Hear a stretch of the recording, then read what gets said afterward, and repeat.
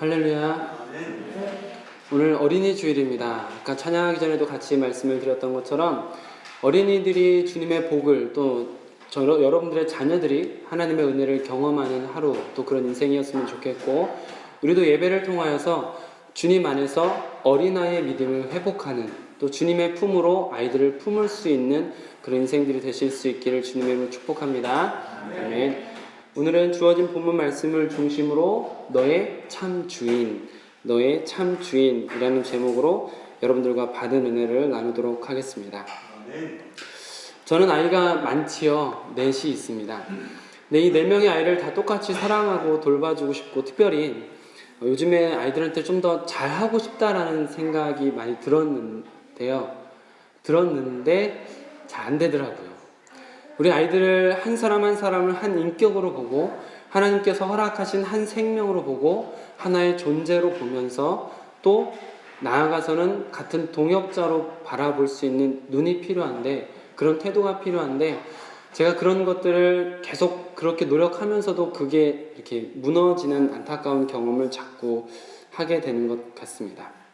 오히려 제가 이 아이들을 어떻게 다스려야 될지, 어떻게 이끌어가야 될지, 또 4명이다 보니까 정신없잖아요. 그래서 좀 혼내고, 어떻게 보면 군림하면서 아이들을 제 멋대로, 제 마음대로 이끌어가는 것이 아닌가 하는 생각이 들면서 좀 미안한 마음이 계속 들고, 또 그것을 벗어나기 위한 노력을 요즘에 하려고 하고 있습니다. 제가 전에 한번 말씀드렸듯이 이 소원교회에 오기 전에 기도하는 가운데 제가 어떤 목회자가 되어야 될 것인가 고민하던 중에, 또 기도하던 중에 하나님께서 고린도후서 말씀을 통해서 제가 어떤 삶을 살아야 되는지 알려주셨는데, 한번 같이 찾아보실까요? 이건 제가 쪽수를 안 찾았는데 고린도후서 4장 5절 말씀입니다. 고린도후서 4장 5절 말씀, 신약성경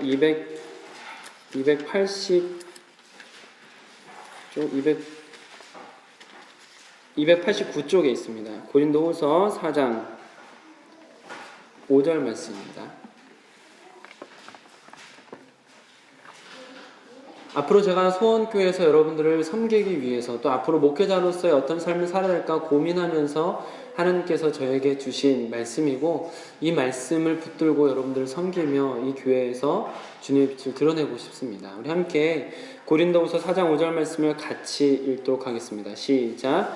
우리는 우리를 전파하는 것이 아니라 오직 그리스도 예수의 주 되신 것과 또 예수를 위하여 우리가 너희의 종된 것을 전파하노라. 아멘. 그래서 제가 여러분들에게 말씀드렸던 것은, 저는 모든 자의 종으로서 부름을 받았고, 예수님의 주 되심과 예수님이 주인이기 때문에 모든 자의 종으로 살아가야 되는 인생입니다. 이렇게 고백하고 여러분들 섬기겠다라고 말씀드린 적이 있는데, 이것이 이런 다짐으로써 모든 사람의 종이 되겠다라는 다짐이 어쩌면 가족들 또 자녀들에게는 예외처럼 적용되었던 것 같습니다. 여러분들에게는 어떻게든 종처럼 조금 더 제가 헌신해야 되겠다라는 마음을 자꾸 가지려고 노력을 하는 반면, 아이들에게는 그런 노력을 제가 좀 덜 했다라는 것이죠. 아이들의 이야기를 충분히 들어보지 못했고, 또 아이들의 행하는 행동을 조금 더 기다려주지 못하는 조급함이 제 안에 끊임없이 올라오는 것을 경험했습니다. 사실 이런, 어떻게 보면 아이들이 봤을 때 이중적인 모습이 계속되면 계속될수록 이제 아이들에게는 아주 악영향이라는 것을 알고 있는데요. 특별히 목회자의 자녀들이 극단으로 치닫는 것을 많이 보신 적이 있으신지 모르겠습니다. 그러니까 교회에서 신앙이 좋아 보이는 분들의 자녀분들이 극단으로 치닫는 경우가 많은데, 하나는 아주 그 부모님의 신앙을 닮아서 굉장히 신실한 아이로, 어려서부터 신실한 아이로 자라나는 경우가 있고, 또는 반대로 목사님의 자녀임에도 불구하고 어떻게 저렇게 완전 세상 사람들보다 더 세상 사람들과 같이 살아가나 느껴질 정도로 완전히 좀 부모님이 힘들어하는 그런 인생을 사는 것을 보신 적이 있을 것 같습니다. 저는 이런 것들이 목회자가 보여주는 어떤 양면의 모습, 혹은 신앙이 좋은 분들이 보여주는 양면의 모습의 악영향으로 아이들의 그런 신앙을 바라보는 모습이 조금 삐뚤어지지 않았나 라는 생각을 많이 하게 됩니다. 생각해보면 저는 제 인생도 잘 못 이끌고 여러분들에게 고백을 했던 것처럼 저는 제 걸음 한 걸음도 잘 못 걷는 사람이고 주님의 은혜가 없으면 걸어가기 힘든 사람이라고 고백을 하면서 제가 제 인생도 잘 책임 못 지면서 아이들의 인생을 제 마음대로 하려고 했다는 게 참 어리석고 참 바보 같다라는 생각이 많이 들었던 것 같습니다. 어떻게 보면 이제 이런 조급함, 이렇게 아이를 혼내는 모습들, 이런 것들이 제 안에 남아있다라는 것은 제가 우리 아이들을 온전히 하나님께 맡기고 있지 않다라는 것을 보여주는 한 측면이다라고 생각하게 되었습니다. 물론 부모로서 아이들을 지도하고 양육하는 책임은 있습니다. 그러나 이 아이들의 결과마저도, 이 아이들의 어떤 삶의 변화 이런 것들을 모두 다 내 마음대로 하고 집착하고 좌지우지하려는 이런 것들은 하나님께 온전히 맡기지 않은 전형적인 모습이다라는 것이죠. 각 인격의 다양성을 인정하지 못하는 것이고 하나님께서 그들을 통해서 이루실 하나님의 섭리를 부정하고 있는 모습이기도 하다라고 생각이 들었습니다.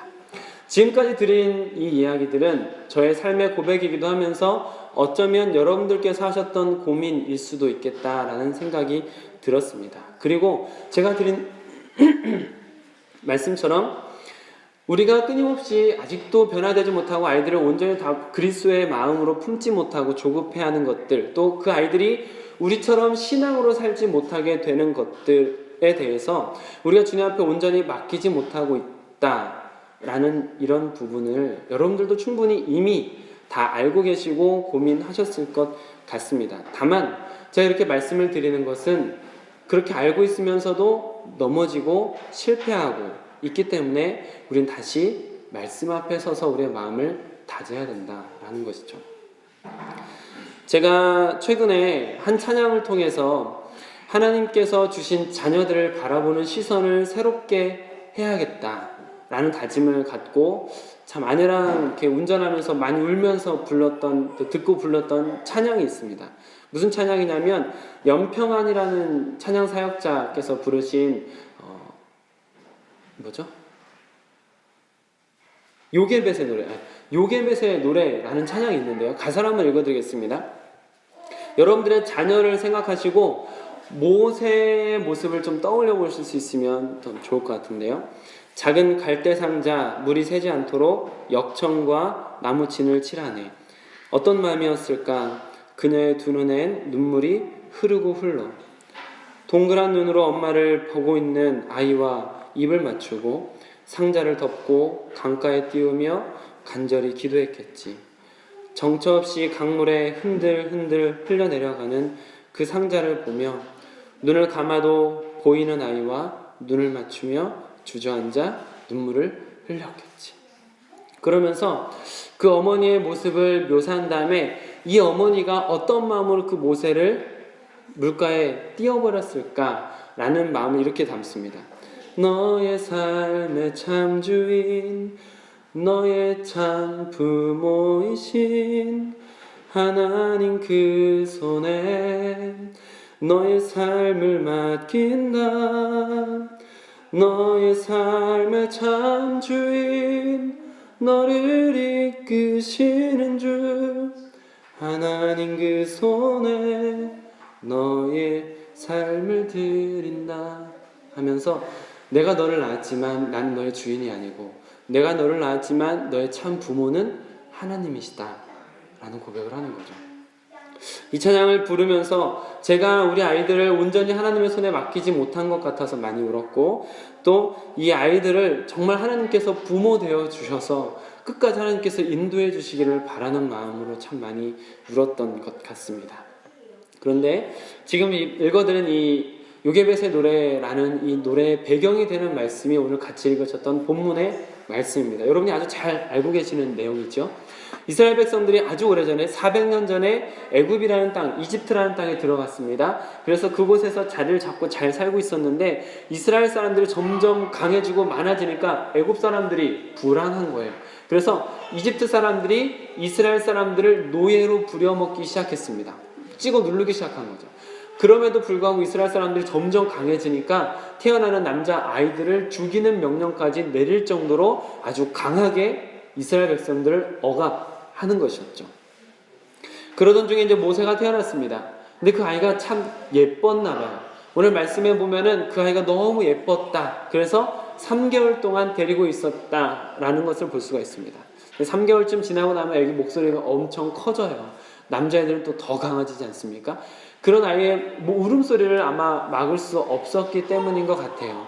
요게벳이라는 엄마가 이제 모세를 떠나보내야 될 때가 되었다라고 생각하고 이 아이를 들고 그 군사들에게 맡겨서 죽게 내버려둘 수는 없으니까 이 아이를 강가에 띄워보내기로 합니다. 갈대 상자에다가 역청과 나무 진을 발라서 물이 들어오지 않게, 그리고 거기에 딱 아이를 올려놓고 딱 이렇게 뚜껑을 덮고 이 아이를 이제 하나님께 맡기는 장면, 나일 강가에 띄워보내는 장면이 오늘 본문 말씀이 되겠습니다. 잘 아시는 것처럼 모세라는 아이인데 이 아이가 나중에 하나님께서 가장 귀하게 쓰신 이스라엘 역사상 가장 위대한 지도자가 되었다라는 것 여러분 잘 아시죠?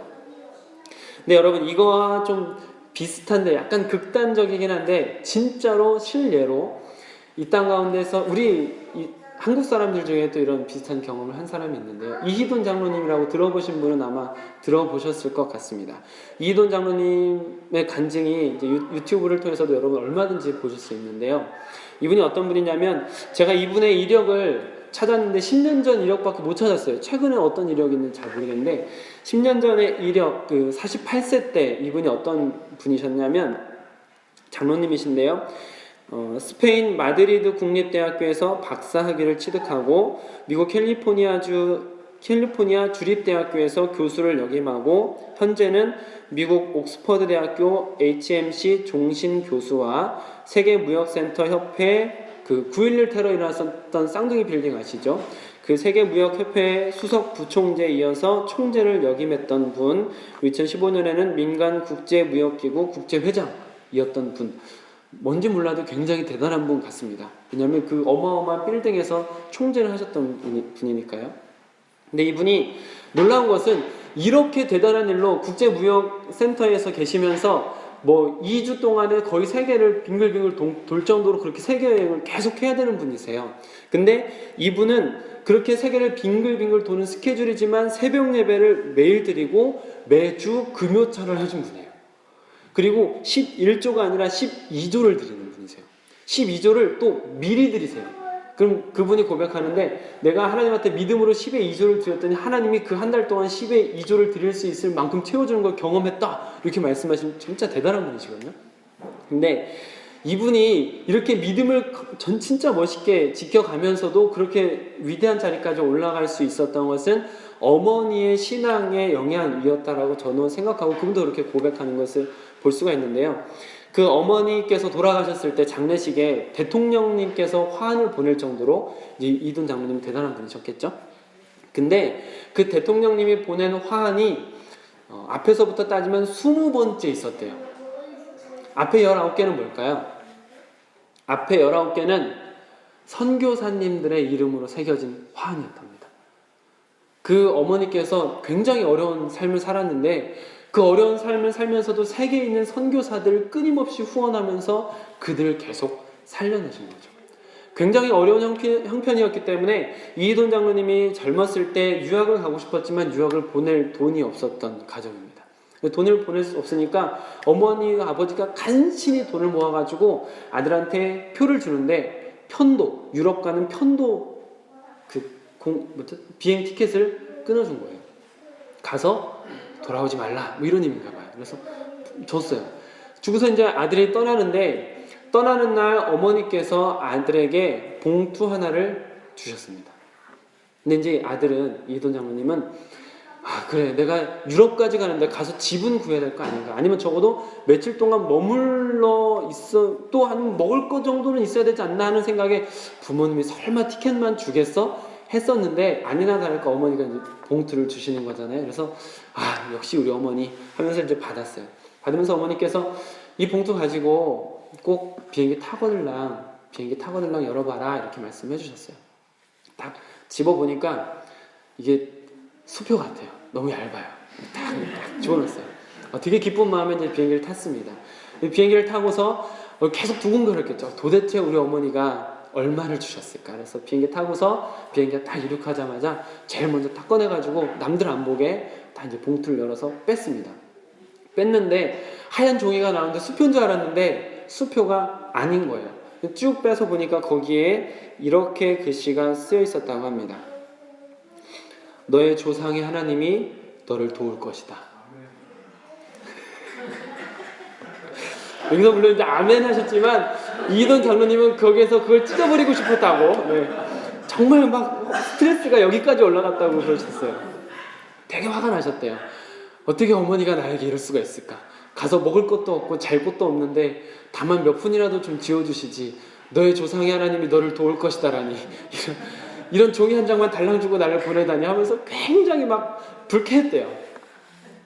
어쨌거나 하나님께서 그를 이끌어 주셔서 그분이 아까 말씀드렸던 그런 자리까지 올라가게 되셨는데, 근데 하나님께서 어머니께서 그를 하나님께 맡겼더니 그 이희돈 장로님이 어떻게 하냐면, 그분이 이제 유럽 어디로 갔죠? 어디로 하여튼 갔는데 가가지고 이렇게 대학교에서 배우다가 나중에 어디 대학교를 가냐면 옥스포드 대학교를 갑니다. 옥스포드 대학교를 가는데 입학한 게 아니고 옥스포드 대학교 가가지고 저도 입학시켜 달라는 거예요. 학장님을 좀 만나게 해달라고 말했어요. 근데 누가 봐도 초라한 행색을 가진 사람이 뭐 학교 오겠다니까 학장님이 만나주는 일은 사실 드물잖아요. 학생이 그냥 만나달라고 한다고 해서 만나는 일은 거의 없지 않습니까? 안 만나주려고 했더니 이분이 뭐라 그랬냐면 위에서 보내서 왔습니다. 그랬더니 아니 아시아 사람이 위에서 보내서 왔다라니까 뭔가 대단한 저기 누가 보낸 건 줄 알고 학장님이 부랴부랴 나와서 만나준 거예요. 그랬더니 위에서 보내서 왔습니다. 하나님이 한국에서 보내셨습니다. 당신들이 저를 붙잡지 않으면 손해보실 겁니다. 뭐 이러면서 말해가지고 다음날 입학허가 떨어졌어요. 대단하지 않습니까? 그리고 이분이 그 옥스포드 대학교의 종신 교수까지 된 분이라는 거죠. 이와 같이 하나님께 맡겼던 그 인생이 정말 하나님께서 붙들어 주신 인생이 된, 굉장히 극단적이긴 하지만 오늘 모세의 이야기 속에서 보여준 요게벳이 하나님께 모세의 목숨을 맡겼던 것처럼 그 이희돈 장로님을 어머니께서 하나님께 맡기니까 너의 조상의 하나님이 너를 이끄시리라. 그걸 맡기니까 그가 그 조상의 하나님에 이끌려서 정말 승승장구하는 인생을 사는 것을, 그분의 간증을 한번 여러분 유튜브를 통해서 한번 들어보시면 너무 은혜롭고 좋아요. 한번 들어보시면 좋을 것 같습니다. 여러분 이렇게 주님 앞에 온전히 맡기는 것, 장로님을 통해서도 볼 수 있었고 또 오늘 모세의 말씀 속에서도 볼 수 있는데, 이렇게 온전히 맡길 때 하나님, 참 하나님을 만나는 역사가 우리 자녀들 가운데 일어나는 것을 믿으시길 바랍니다. 오늘 우리가 읽었던 이 출애굽기 2장 말씀에 이어지는 출애굽기 3장의 말씀을 보시면 잘 아시는 모세가 하나님을 만나는 장면이 나옵니다. 불타는 떨기나무 가운데에서 하나님을 만나는 장면이 나오는데요. 거기에서 하나님께서 그를 어떻게 붙들어 주십니까? 아시는 분은 아시겠지만 모세가 거기서 저는 말주변도 없어요. 저는 혀가 뻣뻣합니다. 저는 못하겠습니다. 어떻게 저를 보내십니까? 다른 사람 알아보십시오. 이게 계속 반복되거든요. 근데 그때마다 하나님께서 그를 붙들면서 하시는 내용을 우리말로 편하게 말하자면, 하나님께서 모세에게 너는 그냥 가기만 해라. 너는 그냥 가기만 해. 내가 일할게. 필요한 사람이 있으면 내가 그 사람 붙여줄게. 너는 그저 가기만 해라. 내가 붙잡았으니 너는 그냥 가기만 해라. 이게 요게벳이 모세를 나일강에 띄우지 않았다면 이런 일이 일어났겠습니까? 모세를 온전히 맡겼을 때 결국 이 모세가 그 하나님을 만나서 하나님께서 귀하게 쓰시는 인생이 되었다라는 것이죠. 온전히 맡긴다라는 것은 우리가 무관심하고 손을 놓아버리고 방치하는 건 아닙니다. 온전히 맡긴다라는 것은 내가 믿는 하나님, 나의 하나님이 그들의 하나님이 되게 하는 것이죠. 내 손으로 붙들어서 내 마음대로 끌고 가는 자녀가 되는 것이 아니라 내가 믿는 하나님, 나를 붙들어 주신 그 크신 손에 우리 아이의 손을 붙잡게 해주는 겁니다. 이게 바로 온전히 하나님께 맡기는 것이죠. 갈대상자 이야기를 잠시 해야 되겠는데요. 이 갈대상자가 온전히 맡기는 것에 대한 좋은 영적 교훈을 주는 것 같습니다. 그래서 앞에 화면에서도 요게벳이 모세를 담은 갈대상자를 놓아주는 장면을 화면으로 좀 보여드리고 있습니다. 이 갈대상자에 담아서 모세를 보냈다라는 것은 하나님께 맡겼다라는 것에 어떤 상징적인 의미가 있습니다. 갈대 상자에 역청을 바르고 나무 진을 발라서 이제 가라앉지 않게 띄워 보내지 않습니까? 이것은 요게벳이 그냥 이 아이를 버린 게 아니라 어떻게든 되라 이게 아니라 혹시나 하나님께서 은혜를 내려주셔서 이 아이를 어떻게든 붙들어 주시지 않을까라는 일말의 기대가 있지 않았겠습니까? 그런 마음으로 주님 앞에 지금 모세를 띄워 보내고 있는 거죠. 하나님께서 어떻게든 그를 붙들어 주시길 바라면서. 이 갈대 상자를 히브리어로 찾으면 테바라는 단어인데요. 이 테바라는 단어가 창세기 6장부터 7장, 8장, 9장까지 굉장히 많이 나오는 것을 볼 수 있습니다. 이 테바라는 단어가 영어 성경 킹제임스 버전에서는 아크입니까? 아크입니까? 아크입니까? 네, 그냥 넘어가겠습니다. 두 분 중에 한 분은 대답해 주실 것 같았는데 아크가 뭐죠? 방주입니다. 방주. 이 테바라는 단어가 영어 성경 킹제임스 버전 이외의 다른 버전에서 방주로 번역되는 단어입니다. 노아가 탔던 그 방주도 그렇고 지금 모세가 타고 있는 저 갈대 상자도 그렇고 공통점이 있습니다. 이건 뭘까요? 한번 찾아보세요. 공통점은 물에 그 공통점 제가 생각을 못했습니다. 네, 물에 뜬다. 네, 물에 뜬다는 첫 번째 공통점. 네, 감사합니다. 또 뭐가 있을까요? 네, 보호된다. 맞습니다. 물로부터 보호된다. 두 번째, 제가 원하는 세 번째는 나올까요? 자, 세 번째 공통점 뭘까요? 이렇게. 노가 없다는 것이죠. 네. 노아의 방주도 그렇고 이 갈대 상자도 노가 없습니다. 노가 없으면 내가 원하는 대로 갈 수 있을까요? 없을까요? 없죠. 그게 공통점입니다. 노아의 방주와 모세가 탔던 이 갈대 상자는 내가 내 마음대로 갈 수 있는 것이 아니라 내가 어디로 가든지 하나님께 맡깁니다. 하나님께서 이 아크에 나를 태우셔서 내가 원하는 게 아니라 하나님이 원하시는 삶으로 나를 인도하옵소서. 이 갈대 상자에 그런 은혜가 있습니다. 그래서 우리가 우리 신앙의 상징적 행위로서 이 갈대 상자를 기억하고 우리 자녀를 갈대 상자에 태우는 노력이 필요한 것이죠. 내 마음대로 이 아이를 끝까지 손으로 붙들고 어떻게 하는 것이 아니라 이 아이를 오직 하나님만이 이끌어 가실 수 있는, 오직 하나님만이 보호하시고 가장 좋은 길로 인도하시는 하나님의 손길을 경험하는 아크에 태워주는 거죠. 우리에겐 이런 노력이 필요하고 이런 상징적 행위를 통해서 우리 자녀들이 진정 하나님을 만날 수 있는 인생이 된다라는 것입니다. 그렇다고 해서 여러분 오늘 당장 가서 지휘자매를 바구니에 이렇게 태워가지고 물에 띄우면 큰일 납니다. 그렇게 하면은 안 됩니다. 그럼 이게 어떤 상징적 의미가 있을까요? 이 방주에 태운다, 또 이 갈대 상자에 태운다에 이 테바라는 단어가 한 군데 또 쓰여지는 게 있습니다. 노아의 방주뿐만 아니라 이 갈대 상자뿐만 아니라 이 아크가 어디에 쓰이냐면 영어 발음은 좀 용서를 해주십시오. 양해를 해주십시오. The Ark of the Covenant, The Ark of the Testimony. 뭐냐면 언약궤예요. 십계명을 태우고 있는 언약궤. 이게 아크입니다. 성경에 아크가 딱 세 군데 이렇게 등장을 하는데 바로 우리는 이 하나님의 말씀을 태우고 있는 언약궤에 우리 자녀들을 태워야 된다는 것이죠. 그 험한 광야길을 걸어가면서도 끊임없이 매일같이 하나님의 도우심을 경험했던 그 광야. 왜 그럴 수 있었습니까? 언약궤를 중심으로 모이고 언약궤를 중심으로 이동했기 때문에 그들이 그 언약궤로부터 하나님의 보호와 인도를 받았던 것이죠. 하나님의 말씀을 담고 있는 그 언약궤, 그 증거궤라고도 불리는 이것을 통해서 우리의 신앙이 하나님의 인도하심에 맡겨진 하나님께서 이끄신 대로 걸어가는 신앙으로 우리가 광야길을 지금까지 걸어왔다면 우리도 이제 우리 자녀들이 The Ark of the Testimony, 언약궤를 따라갈 수 있는 인생으로 내어 맡기는 것. 이게 바로 상징적으로 우리 아이들을 바구니, 이 갈대 상자에 태우는 것이다 라는 것이죠. 언약궤의 말씀을 따라가는 인생을 통해서 여러분들이 지금까지 하나님의 손길을 느꼈다면 이제 그 자녀들도 그런 하나님의 손길을 만나서 그들이 나의 하나님으로 고백할 수 있는 인생이 되실 수 있으면 좋겠습니다. 갈대 상자에 태운다 라는 것은 바로 이런 의미가 있는 것이죠. 그리고 앞에서 여러 번 말씀드렸던 것처럼 그렇게 갈대 상자에 태웠을 때 결국 모세가 출애굽기 3장에서 하나님을 개인적으로 만나는 때가 옵니다.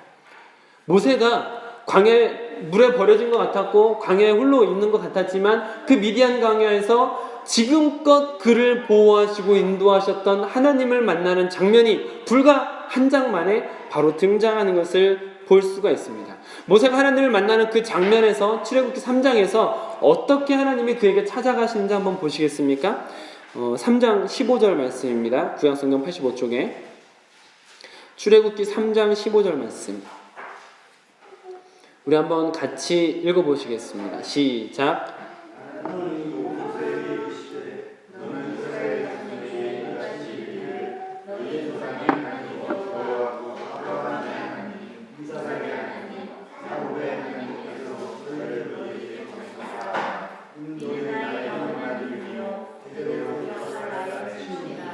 아멘.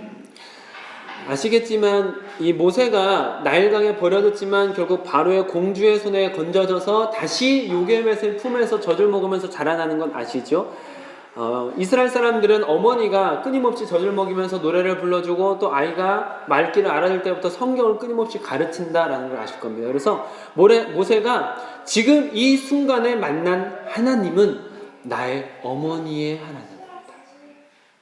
모세가 지금 아브라함의 하나님이었던 또 이삭의 하나님이었던 야곱의 하나님이었던 그 하나님이 우리 어머니의 하나님이 되어주시고 지금 이 순간 여기에서 나의 하나님으로 찾아오고 계시는 것이죠. 그리고 하나님께서는 그것이 대대로 기억할 나의 칭호다 라고 말씀하시면서 그 조상들의 하나님, 그 너희들의 조상들과 함께했던 그 하나님이 너희 하나님이시다라는 것을 기억하길 원하셨습니다. 그래서 모세가 나중에 이 출애굽 여정을 다 마친 다음에 신명기를 통해서 그 모든 출애굽 여정을 요약해서 이스라엘 백성들에게 다시 한번 설교로 가르쳐 주지 않습니까? 그래서 이 모세가 하나님을 이렇게 만났기 때문에 모세는 신명기를 통해서 너의 조상의 하나님, 너의 조상의 하나님 이걸 끊임없이 반복하는 것을 자주 등장하는 것을 볼 수가 있습니다. 한 군데만 찾아볼까요? 신명기 1장입니다. 신명기 1장 11절 말씀 구약성경 259쪽에 있습니다.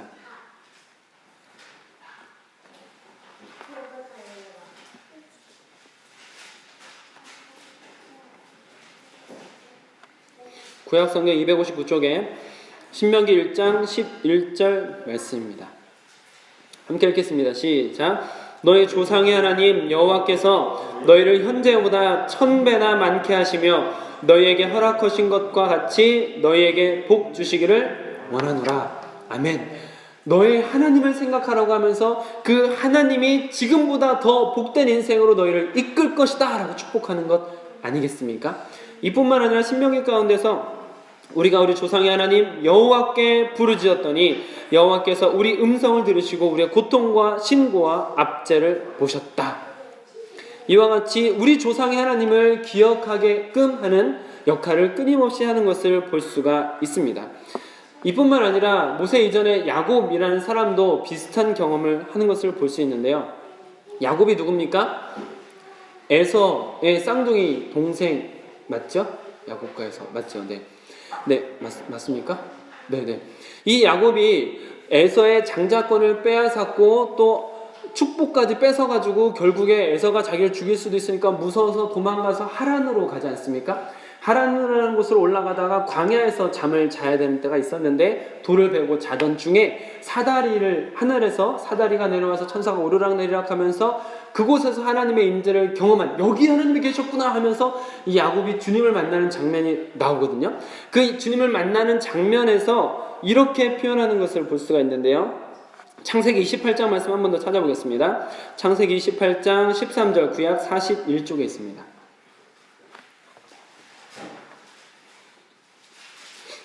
구약 41쪽에 창세기 28장 13절 말씀입니다. 함께 읽겠습니다. 시작. 또 본즉 여호와께서 그 위에 서서 이르시되 나는 여호와니 너의 조부 아브라함의 하나님이요 이삭의 하나님이라. 내가 누워있는 땅을 내가 너와 내 자손에게 아멘.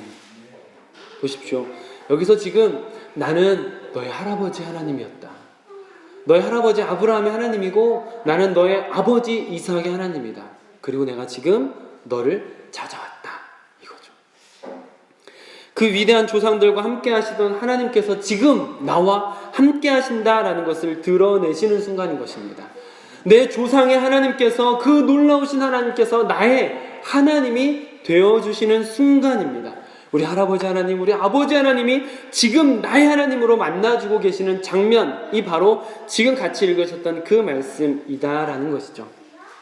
신앙은 하나님과 개인적인 만남이 매우 중요합니다. 하나님과 인격적으로 개인적으로 만나는 것이 매우 중요합니다. 왜냐하면 그때부터 하나님이 살아계시다라는 것을 경험할 수 있고 그때부터 살아계신 하나님께서 선하신 손으로 나를 이끌어 가신다라는 것을 실제적으로 구체적으로 경험할 수 있기 때문에 하나님과 개인적으로 만나는 것은 굉장히 중요합니다. 그래서 여러분, 신앙이 계승되는 것, 이것은 그냥 교회에 자녀들을 데려다 놓는 것으로 이루어지는 것이 아니라 자녀가 개인적으로 하나님을 만나는 역사가 일어나야만 가능한 것입니다. 그럼 여러분, 우리는 어떻습니까? 여러분께서는 여러분들의 부모님 혹은 할아버지의 신앙을 이어서 나의 조상의 하나님이 여러분들의 하나님이 되셨습니까? 또한 여러분들이 지금까지 믿고 따르며 여러분들의 인생을 붙들어 주셨던 그 하나님께서 지금 여러분들의 아들, 딸의 하나님이 되어주신 것 같으십니까? 여러분들의 자녀들이 개인적으로, 인격적으로 하나님을 만나고 그 하나님의 선하신 손에 이끌림을 받고 있는지 우리는 돌아봐야 될 것 같습니다. 우리 자녀들이 우리의 모습을 어떻게 바라볼까요?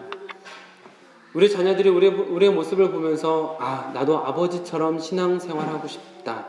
나도 어머니처럼 기도해야 되겠다 라고 생각하고 있을까요? 아니면 우리 자녀들은 하나님이 계시지 않는 것처럼 살아가고 있을까요?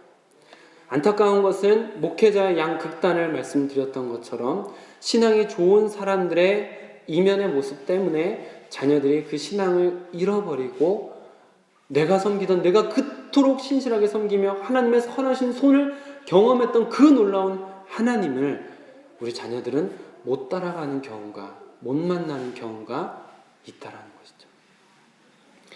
부디 우리 소원교회 성도님들의 자녀들께서는 여러분들의 앞으로의 인생 가운데, 여러분들의 자녀들의 손길 가운데, 인생 가운데 하나님의 손을 꼭 붙드는 인생이 되실 수 있기를 주님의 이름으로 축복합니다.